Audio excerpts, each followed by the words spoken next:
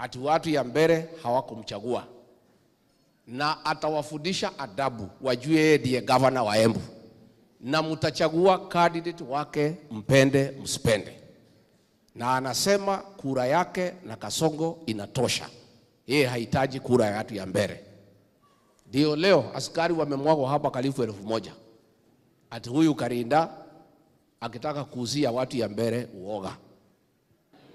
Kwa hivyo hatutaki madharau kwa watu ya mbele.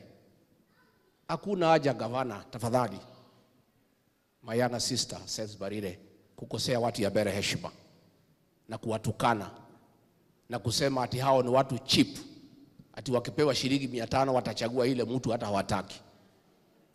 Hiyo ni madharau kwa watu ya mbele, na sisi tunataka hii jamii ya Wambere iheshimiwe, hata kama ni maskini, hata kama hakuna barabara, hata kama hawana maji, hata kama hawana pesa ya kupeleka watoto shule, hata kama hawana pesa ya hospitali. Watu ya Mbere wako na heshima yao, na sisi tunatanga tuchunge heshima ya watu wa Mbere. Huyu candidate wa Karinda na Kasongo against the people of Mbere. This is a contest between Kasongo and Karinda on one side, na watu ya Mbere on the other side. Nani atashinda? Nani atashinda? The contest is simple. Kwa sababu huyu kijana ameletwa, na hiyo kijana hana makosa, ni mtoto wetu. Tutamsaidia huko mbele tukiunda serikali. That boy, there is no problem. Anatumika tu, hata hana kura ya hapa Mbere. Utapigia kura mtu na mnangani hawezi jipigia, unless your head is not working. Si uchaguzi naanza asubuhi, kwanza unaweka kura yako, bibi yako anaweka, watoto yako wanaweka, alafu naambia wengine wakuunge mkono. Sasa huyu candidate ya Karinda hana kura hapa, bibi yake hana kura hapa, alafu atimpewe pesa, atimpigie mtu hawezi jipigia kura. Ni ujinga, si ujinga? Na wewe William Ruto unasema ati sisi hatuna akili. Wewe unasema watu ya Mbere hawana akili. Tariki 27 ikifika saa 6 ya usiku itajulikana kati ya William Ruto na watu ya Mbere nani hana akili na ni nani yako na akili. And still matters politics, leaders of the Orange Democratic Movement ODM held special prayers in Kilifi County, concluding celebrations marking the party's 20th anniversary. The commemorations come a day after the party's founding members, led by President William Ruto, gathered for a joint dinner to reflect on the establishment and growth of the Orange Democratic Movement. During the prayers, ODM officials called for unity and continued commitment to the party's values and mission, while also expressing gratitude for the milestones achieved over the past 2 decades. Munasema nirudi nyumbani, si niko nyumbani tayari. What is the problem? And I can say here without fear of any contradiction, Raila Odinga would have implemented housing the way I'm implementing. He would have implemented universal health coverage the way I'm implementing. Broad-based. You can baptize it, but broad-based. Under His Excellency William Samoei Ruto. How are we going to implement our policies if we don't have power? If you are going for demonstrations. We are a part of the ODM that is in broad-based government. Among the key founding figures who stood with the people were Raila Amolo Odinga, Makofi Basi, our party leader and the enduring face of the movement, whose untimely passing remains a great loss to our people. ODM was born out of the No campaign of 2005. When we went to say no, to reject what we call the Kilifi draft, Wago draft. The cake is now cut. And Kiaru Member of Parliament Ndindi Nyoro has strongly opposed the Ministry of Education's plan to reduce funding allocations for day schools, warning that the move could cost parents an additional cost of 90 9,300 per student in excluding meals, thereby making education significantly more expensive. Nyoro argued that the proposed cuts would place an undue financial burden on families and urged relevant authorities to reconsider the plan to avoid escalating costs for parents. In addition, the legislator called on the Teachers Service Commission (TSC) to confirm employment of 20,000 junior secondary school JSS teachers whose one-year contracts are set to expire in December, emphasizing the importance of job security for educators to ensure smooth school operations. Wanting to reduce capitation to our day schools, day secondary schools, from 22,000 to 12,000 shillings. I want to assure you, as a member of parliament, I will do everything possible within my powers to make the government rescind that decision. All the 20,000 interns in our JSS institutions. If they say there is no budget for that, I have been there. There are many ways of doing it. The government has a leeway of spending up to 10% of the money outside of the budget. Under the article called 223, they can bring to parliament for ratification later. So TSC tafadhali, all the JSS interns must be confirmed into permanent and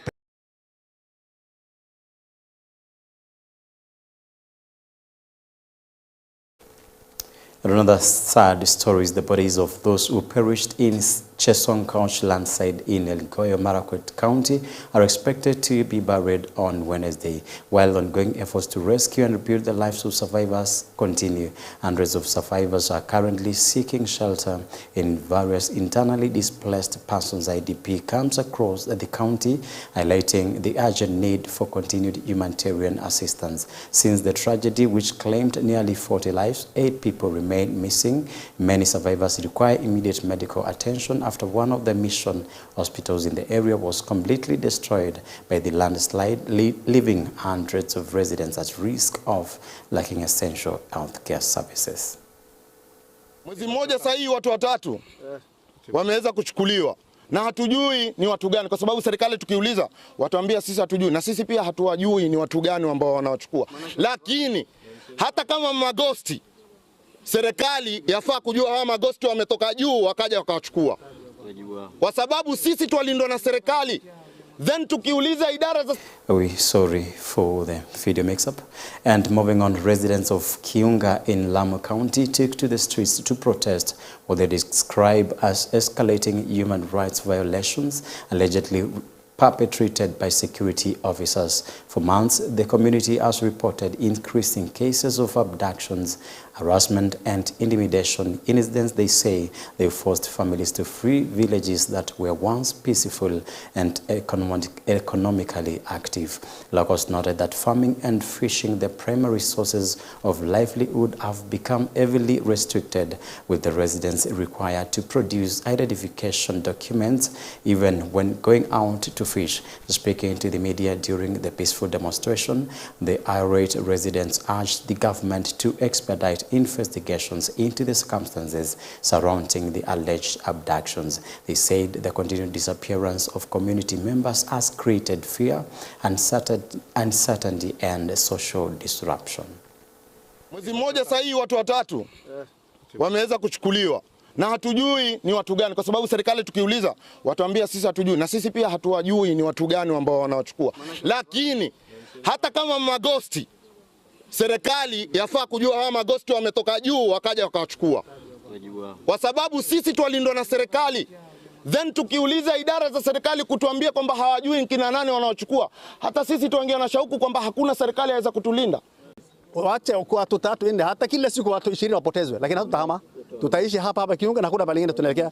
Lakini tunaomba, huwezi kuniambia mtu ako Kiunga amechukuliwa na serikali hajui. Basi sasa usalama wa kazi yao nini kama hawezi kujua mtu amechukuliwa na tunaambiwa hajulikani? Hiyo haingii akilini. Na kama ni mtu criminal washiko, hatuna sisi hatuna haja na mtu criminal, wala hatuna uhusiano na criminal, hatutaki watu criminal wanatuvunjia mji. Kwa hivyo kile tunaomba kuwe na haki Kiunga. Tunatishiwa wako wengine 70, 80 ni kiunga mzima kwa ufupi. Turudishiwe mabwana zetu, sisi tunapitia changamoto. Sasa nimetoka kwa nyuma, mtoto ananiambia unaenda kumchukua babangu, amekuja. Naambia baba atakuja, subirini tu. Nitamtoa wapi?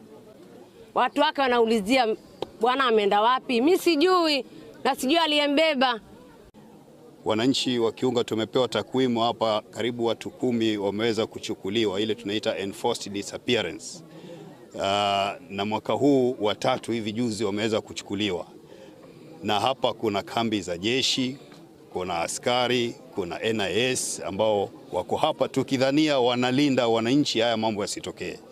Kwa hivyo tunawauliza viongozi wa serikali kwamba wale ambao tayari wamepotezwa, tafadhali muwarudishe, kama vile tulivyoona ndugu zetu waliopotezwa Uganda wakarudishwa.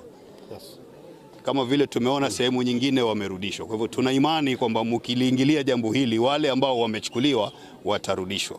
Kiunga kama tarafa ya Kiunga ilikuwa ina miji kadhaa. Nikianza inaanza na Mkokoni, kuna Mathironi, Ashuwei, Mvundeni, Simambae, Rubu, Mambore. Hii miji yote ilikuwa ina survive. Na miji hii ilikuwa ikilisha Lamu district by then. Ukiwa unataka ushahidi, nendeni Lamu Fort. Pale chini zile millets ama zile sorghum zote ambazo ziliona zilikuwa zinalishwa, ama Lamu district ilikuwa inalishwa na Kiunga division. Wakati usalama ulipokuwa upo. Miji imevundika na miji imevunjwa, sasa iliyobakia ni Kiunga. Mji huu umekuwa na matatizo makubwa sana mpaka hivi iliposurvive. Lakini inaonekana kwamba na hii pia inaonekana kwamba sasa pia na sisi hapa tuhamishwe. Lakini kuhama Kiunga hatuwezi kuhama Kiunga. Tutaishi kwa sababu hapa ni nyumbani. Kwa hivyo hii dhamira ya kufikiria kwamba labda kuna uwezekano wa kusema kwamba wananchi wa Kiunga watolewe, sijui kuna fikra gani. President William Ruto today attended, that is yesterday, celebrations marking the 60th anniversary of the African Inland Church AIC logo in Marsabit County, using the occasion to highlight the critical role of religious institutions in promoting national unity, ethical values and development. Speaking before thousands of congregants and religious leaders, President Ruto praised AIC logo for its 6 decades of service, particularly in enhancing education, healthcare and social cohesion in Marsabit. He reiterated the government's commitment to partnering with churches and other faith-based organizations to implement development projects, especially in northern Kenya. Wewe uingie katika ofisi na uweke mikakati ya usalama wa hao viongozi wameketi pamoja, na ile vita ilikuwa ya clans imepotea kwa sababu wao walikusikia na wanakaa pamoja, wanaleta wananchi pamoja. Tunataka kuona hii ikiendelea. Tunajua imebaki mwaka moja, miezi 7 hivi ndio tufike uchaguzi ujao, na mara nyingi wakati uchaguzi unakaribia, wanasiasa ambao wanafanya siasa duni ndio wanatumia kupiganisha jamii ili wapate kura. Tunasema Your Excellency, mimi nawasihi viongozi ndugu zangu, tuendelee na mwenendo huu, na mtu yoyote mwenye atachochea kupiganisha wananchi atachukuliwa hatua ya kisheria kama vile sheria ya Kenya inasema, bila ubaguzi na bila mapendeleo. Na kwa hivyo nawaomba tuendelee kwa mwenendo huu, tukishikana pamoja kuunganisha watu wetu. Tumeboresha mambo ya usalama sehemu hii, na nashukuru sana maafisa wa serikali wenye wanafanya kazi hapa, Regional Commissioner, County Commissioner, polisi wenye wako hapa, because Your Excellency pia mbali na kuboresha usalama kwa kaunti hii, wanang'ang'ana kuhakikisha ya kwamba wale wajambazi na majangili wanatoka nchi jirani ambao wamekuwa wakitusumbua wameshughulikiwa na wamefanya kazi nzuri. Pia wale wanafanya mambo ya trafficking ya watu na mambo ya drugs pia wameshughulikiwa katika ile operation ile inaendelea upande huu, na tutaendelea kuhakikisha wale wanashikwa wanapelekwa kotini na wale wanatoka nchi jirani wanarudishwa, ili kuhakikisha sehemu ya Kenya imekuwa salama.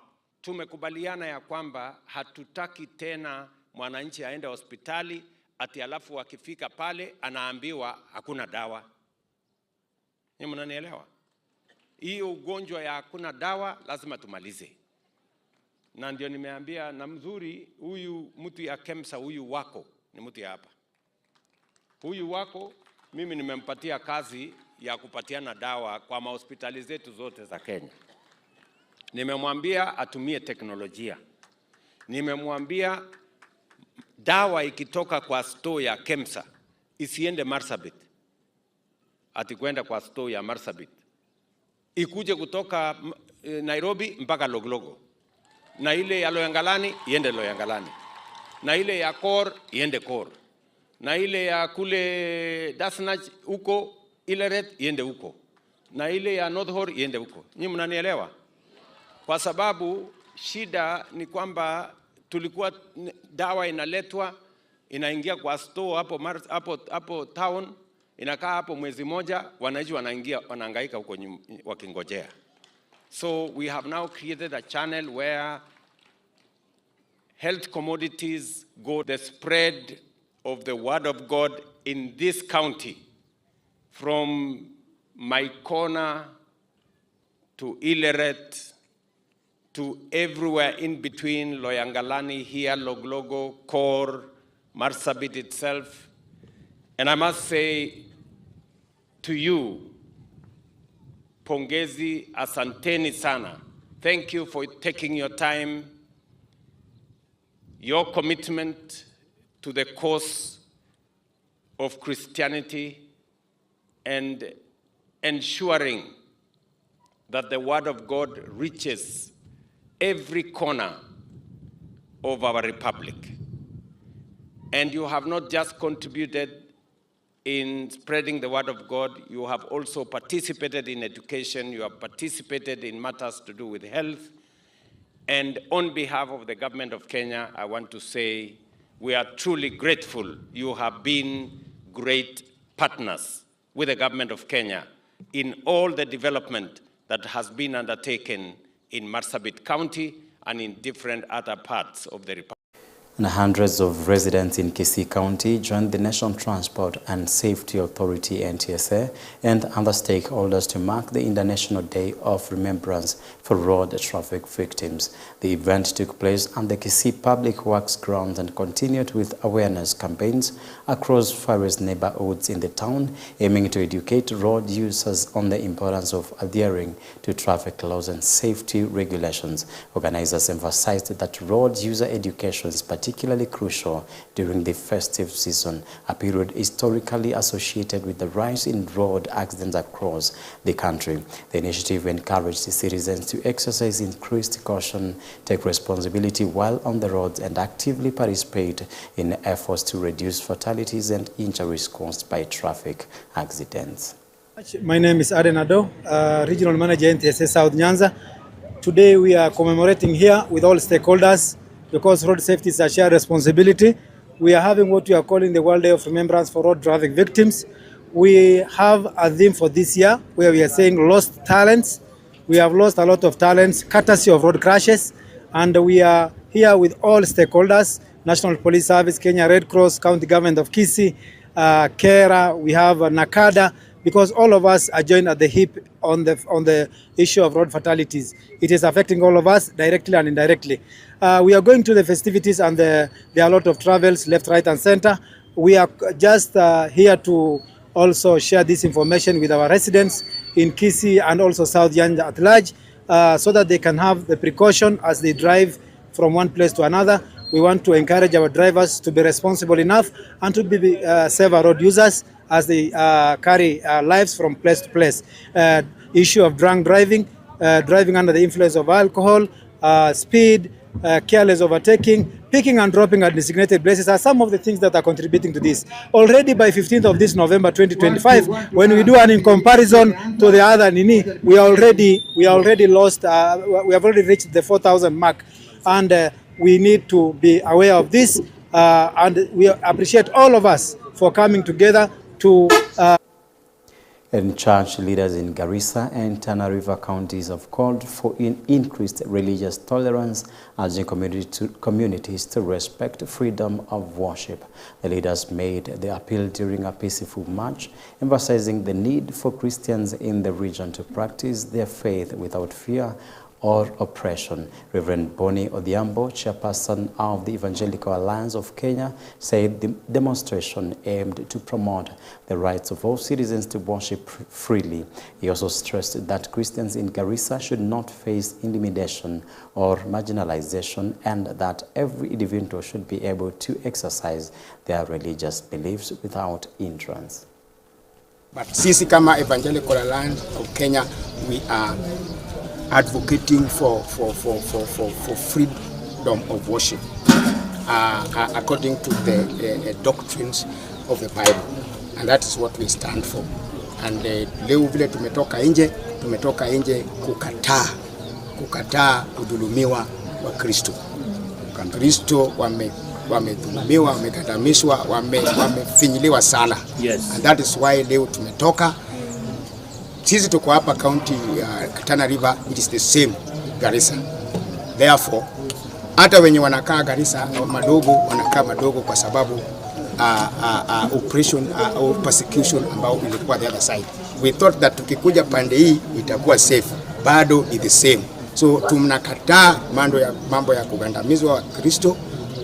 Let people worship freely, now express themselves freely. Come if there's anything ama iko maneno ambao inatokea kwa mtu ama kanisa, let the government through the mechanism ya government wafanye peke yao. Makanisa kuwa pamoja si shida hiyo, na wale ambao walalamika ni kwamba kuabudu Mungu kuna uga kuabudu. Ni vile tu ya kwamba kuweze kuwa na ile mode of worship nzuri ya kwamba usiwe na ile kupigia watu makelele, kwa sababu kukiwa na ile hali ya ikipita extreme itakuwa imeharibu. Lakini kanisa kama EK tunahamasisha kwamba kuabudu kuwepo, kwa sababu inasaidia sana katika jamii. And Dagoretti South Member of Parliament John Kiarie has pledged to oversee the implementation of key resolutions after being elected as the International President of the World Scouts Parliamentary Union. This is WSPU. He is speaking after his election by the Executive Committee and the conclusion of the 11th WSPU General Assembly here in Nairobi. Kiarie acknowledged the numerous challenges that need to be addressed to achieve the sustainable development goals and to promote inclusive economic growth and tackle climate change issues globally. The Assembly brought together over 150 delegates from 22 counties, where major decisions included the election of new leadership and the approval of standard operation procedures to guide the organization's operations across different regions. Of over 20 visiting delegations coming to Nairobi for this most esteemed General Assembly. Today, the world is crying for critical thinkers. People who are able to take up whatever is presented, put it through a process, a critical analysis, and make informed decisions, unlike the generation that we are seeing that runs to make opinions and great decisions from screenshots or even forwards. The world is calling for critical thinkers. Parents and students in Ruiru have received a major boost after Ruiru Technical Institute commenced the construction of a 230 million modern hostel facility aimed at easing accommodation challenges for learners. Speaking to the media, Ruiru MP Simon Nganga Kingara confirmed that the government-funded project will cost 230 million and is expected to significantly benefit students who travel long distances to access education and the institution. Kingara noted that the hostel, once completed, will accommodate at least 800 students, providing a safe, convenient and affordable living space within the institution. Area residents welcomed the initiative, saying the project will not only enhance student safety but also stimulate economic activity by boosting local businesses that rely on the student population. Bweni hili inajengwa hapa nyuma yangu ni bweni ya ghorofa 7 ambayo itaweza kuchukua watoto 800 wataweza kulala hapa, na itagharimu serikali zaidi ya milioni 230. Kwa hivyo ni mradi mkubwa na ni mradi utaleta ajira kubwa sana. Kwa hivyo ni shukrani sana kwa serikali inayoongozwa na Dr. William Samoei Ruto kwa sababu alionelea umuhimu kuweka uzito masomo ya kiufundi ndio watoto wetu waweze kupata ajira na vile vile kujiajiri, kwa sababu kama uko na ujuzi unaweza jiajiri. Kulikuwa na changamoto kwa sababu eneo bunge la Ruto kama unajua ni pana sana, liko na wodi 8 na kuna watoto wanasoma hapa kutoka eneo kama Mwihoko, kama Githurai, Gitodhua, huko mwisho wa eneo bunge hili ambao liko na sub county mbili, Githurai sub county na Ruto sub county, na fare ya kuja hapa imekuwa gharama kubwa sana kwa wazazi, na ndio tukaonelea ndio watoto wetu waweze kusoma mfululizo bila changamoto. Tulete bweni karibu na wao, watoto wanasoma na wanasoma kwa shule hii na wanakaa kwa shule hii, na vile vile nidhamu itaongezeka kwa sababu shule iko na utaratibu wake wa kuishi. Kuna wanafunzi wametoka Coast, wengine wametoka Nyanza, ni wengi sana, lakini wamekuwa housed around here. Kwa hivyo hii mradi tutasaidia sana ili wanafunzi wakae hapa, na ni wengi wamekuja hata kutoka hapa Githurai ama kutoka Mwihoko, wanakuja wakiona pahali wako, unajua ni ndani kiasi, wanaona hawezi tembea ama hawezi pata namna ya kukuja hapa, wanakosa kuja. Kwa hivyo hii mradi itasaidia sana hapa hata kufunza wanafunzi, kwa sababu wanafunzi wale tuko na wao wanafanya building technology, electrical, watapata nafasi ya kuwa attached hapa. Kusema ukweli, wanafunzi wataongezeka kwa haraka sana. Juu sasa hawatakuwa wanaenda mbali ati kulala na uko nje, na security itakuwa bado tight. Then biashara itakuwa imenoga sana.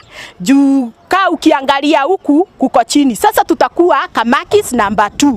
Ile ikuwe number 1 ambaye pass ikuwe number 2 juu ya hii shule. Mheshimiwa ubarikiwe sana. Na Residents of Port Reitz ward in Changamwe constituency, Mombasa County, have finally received relief after enduring widespread infestation of mosquitoes and cockroaches for years. The community members benefited from a fumigation exercise organized by Dennis Mwalimu Nyenyo, an aspirant for the Port Reitz ward representative seat in the 2027 elections. The fumigation conducted in Kwanjenga village brought home to locals who said they had suffered greatly due to the persistent pests, and led by village elder Abeid Jenga, residents expressed frustration that no leader had previously addressed the problem despite their long-standing complaints.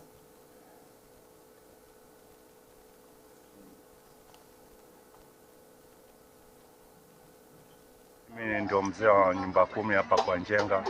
Zoezi hili hatujawahi kuona zoezi kama hili. Tusaidia mbu pia walikuwa wengi, makomba mwiko. Sasa hii naona hakuna kiongozi mwingine ashawahi kuja kutufanyia zoezi kama hili. Huyu ni mwaniaji wodi wa upande wa Port Reitz huku Bwana Deno peke yake.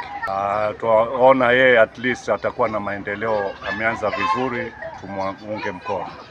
Tunamshukuru sana kiongozi Dennis kwa sababu amefuata kielelezo chema kama kiongozi, ametusaidia sana hasa ile eneo ambapo mbu ni wengi sana, vyoo sivyo vizuri sana, lakini kwa sababu ya hii program ambayo wamefanya kutakuwa sasa hakuna mbu. Ile stagnant water pia hatutapatwa na maradhi kwa sababu ile watoto kuziamka tutakuwa tunaepuka yale maradhi.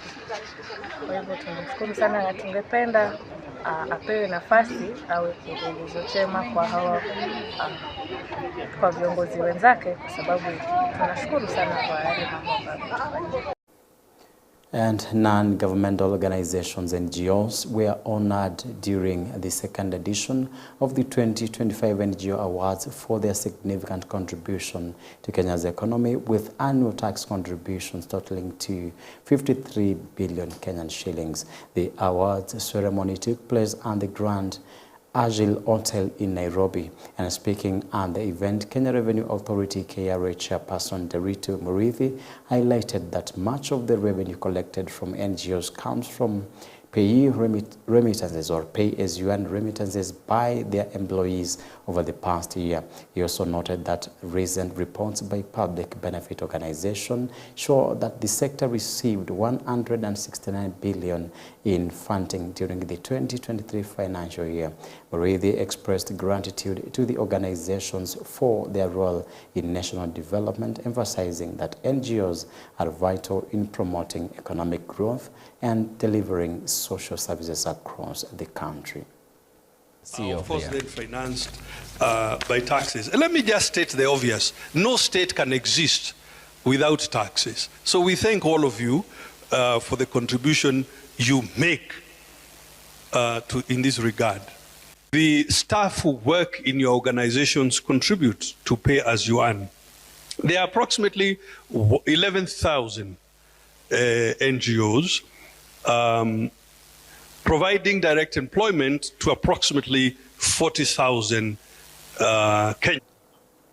And efforts to enhance Kenya's livestock sector have been ramped up with initiatives aimed at strengthening the cold chain system, introducing automated disease detection, and incorporating digital technologies such as e-vouchers for subsidized vaccines. Speaking at the opening session of high-level workshop attended by key stakeholders, Dr. Lois Muranguri, Chief Executive Officer of the Gulf Med, reaffirmed the institution's commitment to supporting Kenya's livestock agenda and fostering public-private partnerships to combat livestock diseases more effectively. Dr. Nicholas Male, the workshop chairman, emphasized the importance of coordinated collaboration among stakeholders and joint decision-making to ensure sustainable growth in the livestock sector while safeguarding animal health. The initiatives are expected to improve disease management, boost livestock productivity, and strengthen the overall economic contribution of the sector. This is the first meeting where we are organized by government for multi-stakeholder engagement. This meeting is bringing all the stakeholders in animal resource industry who play a role in vaccination, that is vaccine production, distribution, and use. So we realize that what has been going on in terms of vaccination, some of the stakeholders have been left out, and government has come in to intervene, bring them together and support their incorporation in delivery of vaccination across the country. Initially, we were just vaccinating without recording, or vaccinating and recording, but not accurate recording. But for us to be able to export, for us to be able to track, to trace and be able to identify animals for international trade, we have also incorporated animal traceability and identification. And we have been using the muzzle technology. We are calling on the private sector, the government, and anyone else who's involved in international development in the animal health sector, in the livestock sector, to come together to see how we can support this very important initiative. We know very much that livestock are a backbone of Kenya's economy.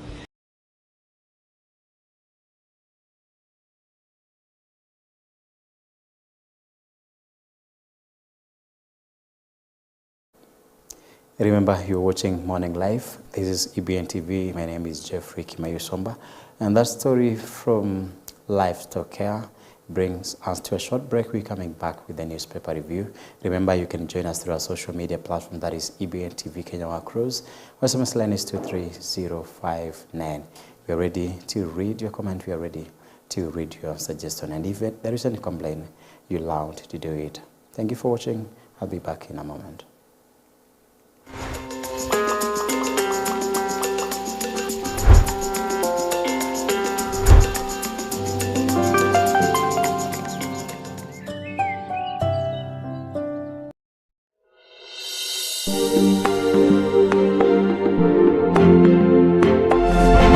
You are watching EBN TV, transforming your world. It is a general joy that produces a great presence of God. Wherever God's people are, there must be joy. When you come into the house of the Lord, there must be joy. Get your life enriched and your faith strengthened with Pastor Esther Obasike. So ladies and gentlemen, please be on your feet because we want to experience the blessings that come with the general joy.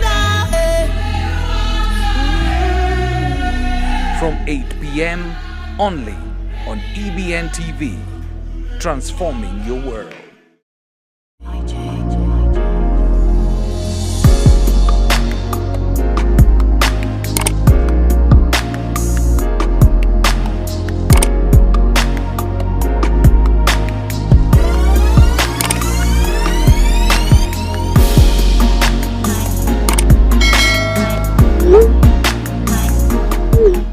You are watching EBN TV, transforming your world. EBN TV cares about the growth of your business.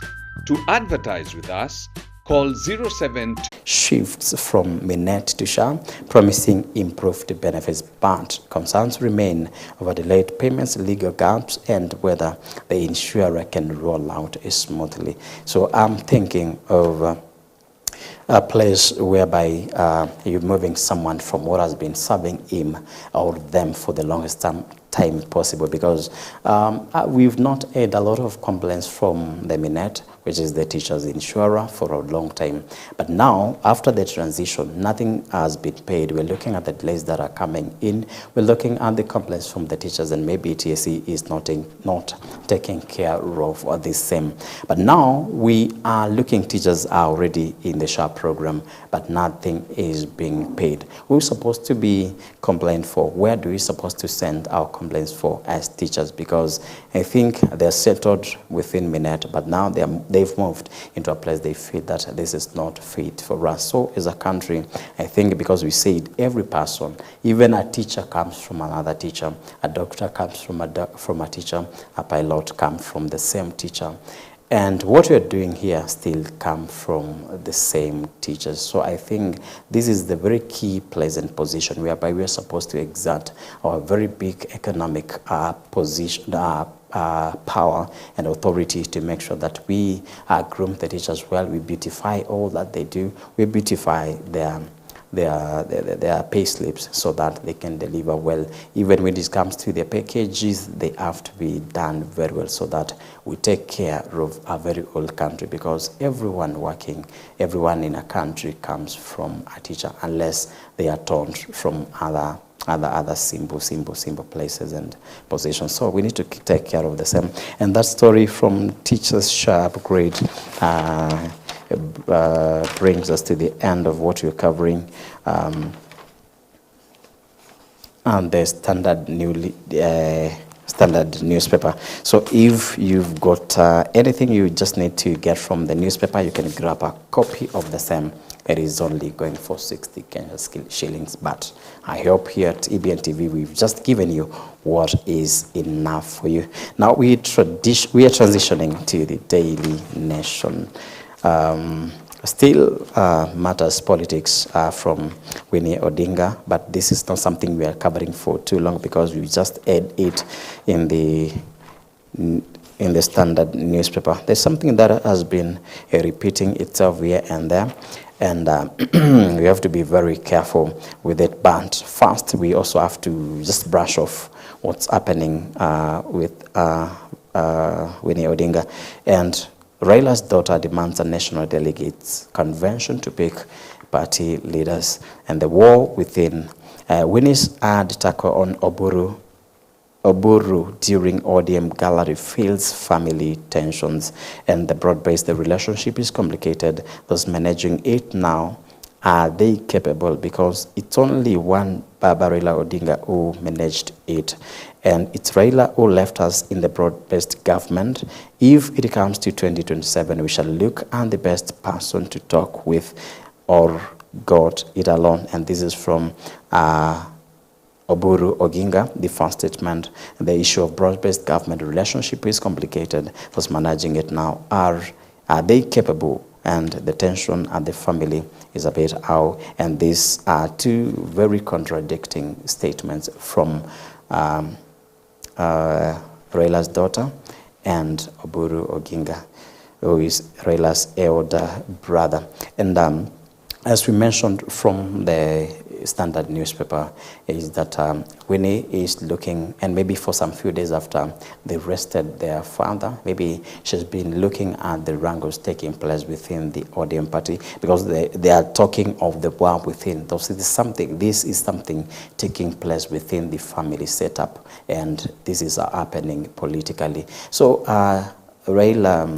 Raila's daughter, Winnie Odinga, looked at what is taking shape when Oburu talks this, when Sifuna talks this, when Babu Wine talks this, and personalized to the ODM party. They have got different statements, they have different arguments, and when she looked at that, that's when she's asking for a national delegation convention to pick ODM party leaders. So this is to mean very clearly that despite Oburu Oginga being the interim party leader and Edwin Sifuna being the Secretary General, this is to clearly mean that from Winnie's statements, this is to mean very clear that ODM has got no leaders. That's why she needs an NDC, National Delegation Conference or Convention, to make sure that they elect or even they give out new party leaders for the party, so that maybe the party stabilizes in a bit.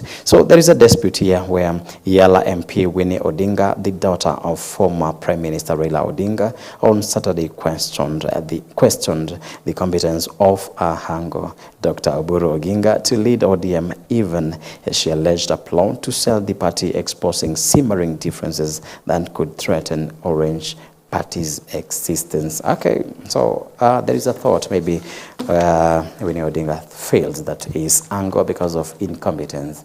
She may feel, and maybe incompetence in the number of years that this anger has, and maybe the power, the authority, and maybe the capability to handle the party in the midst of the turbulence, where we have Babu, there we have Edwin Sifuna, we have Omanga, we have Orengo, we have a lot of people within the ODM party. So if it's left in the hands of ODM party, Winnie Odinga feels that there should be a sinking ship, and whereby it will be so hard for them to salvage the same. So from the same Daily Nation, we have very saddening stories, and we've been mentioning for a very long time the issue of ghost workers, the issue of ghost institutions. We've had the issue of ghost hospitals, issue of ghost schools, so rampant in our country. And today, last week, we did a very close calculation of whereby maybe we have like 10 ghost peoples each getting advantage of maybe 26,000. That will be 260,000 in maybe a term. But we're looking at a place where 87,000 ghost learners drain 1 billion of public school funds annually. 87,000, and maybe I can do a very small calculation for you, looking at a place whereby this is a lot of money that is just, we never know where this money goes to. And we've 87,000 ghost pupils, and this maybe goes to, if we try to do a very small calculations, if we try to give every school maybe 800 pupils, this means that this translates or even is interpreted into 108 or 109 schools. So this to mean we have 87,000 ghost learners, then we have 109 ghost schools. And the biggest question we need to ask ourselves as Kenyans is, we have 87,000 draining 1 billion Kenyan shillings. Where does this money go to? Which is the best channel that maybe recruits students into learning institution? Which is the best process that is executed to make sure that we have a duly registered institution in our country, so that we avoid the issue of ghost learners and the issue of ghost institutions in our country? If you try to put 1 billion Kenyan shillings into your economy, this will do a lot of things, because if you move to our roads, you find roads are impassable. If you go to our schools, teachers are not paid. If you go to our schools, we have basic facilities that maybe we don't find, and equipment that we don't find in schools. But in the same place, in the same country, we've got ghost pupils and learners in our country. And this money is maybe taken into advantage by a lot of people and maybe very key in this sector. So I think we need to be very careful if we're going to save ourselves as a country.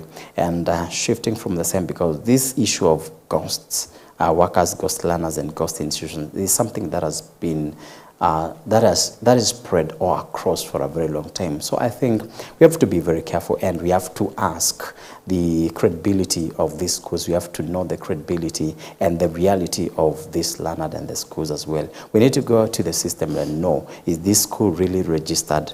And we're looking at a school where the capitation is done, but is the school right there? We're looking at 87,000 learners ghosts. They are duly registered with names of their fathers against their date of birth, and when maybe they'll be concluding their terms in school. But are they really there? Are they physically there, or we just are registering wind in our institutions? So we need to be very careful. And moving on, there is an helicopter being shown there, and I saw an helicopter some few weeks ago landing have you seen a grasshopper from maybe the air, and maybe the wind becomes so heavy for the flying grasshopper. It just moves zigzag. It's like it's drunk, it's intoxicated. And I saw an issue where an helicopter was trying to land the same design, the same style. And here we're looking at an helicopter flying coffins. Old beat-up police choppers are disaster in waiting. So I think this is the same helicopter that I saw. And I'm trying to think, before you go to a runway, if you go to an airport, you have to go through a runway so that your plane gets a flight or even starts flying, so that it gets a good picking up, or even it gets a good speed so that it goes to the heights it needs. But now I'm looking at this squeaky, let me call it that, squeaky helicopter. This is pictured on the top page of the Daily Nation, and it is flying our police officers to different places. If only flying the helicopter or the chopper is hectic from the ground, what about trying to sustain the turbulence across the heights and the issue of landing? What are we watching at? So I think the government also, because this is a government entity, I think it is supposed to be very careful. And if at all, because I'm looking at whereby 1 billion is lost in ghost workers, and then they are releasing police on the air with this quaky and very weak, beat up and old chopper on the air. So I think we need to replace the money going to ghost workers, to ghost learners, to ghost institutions, maybe to replacing or even buying a new helicopter for the police. Because if it all goes this way and they are forced maybe to go to work, because if maybe you fail to report, I think you are supposed to be X'd, you're supposed to be fired anytime. But we need to make environment for every person working in this country to be very conducive, to be very sustainable, so that at the end of the day, if we need to request or even ask for results, we need to do it in a demanding way, so because we gave the favorite and conducive environment for this person. But I just want you to imagine someone